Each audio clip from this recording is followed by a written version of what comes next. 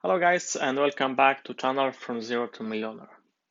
On the last video I show you how to add your channel art, and today I show you how to change your channel art. But before we get into it, and if you're new here and you like videos about making money online and working from home, then go hit the subscription channel and that notification bell below to know when I post a new video. To do this, we need to go to YouTube channel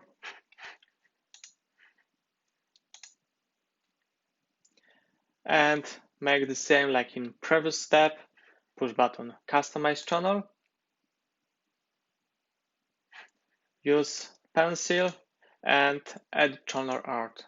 So flow is the same like in add new channel art. If you want to change, you make the same. You can go to YouTube channel, customization, and here you upload new image. Or you can use your photos what you uploaded. When you select or upload, you have example how it look. You can adjust, push button select. When you push the select, this image will be updated on your channel and will be propagated on all places where this channel art is displayed.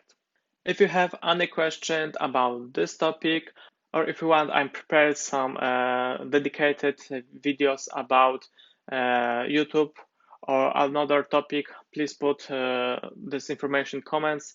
I will try prepare a video about this topic. Thank you guys for watching.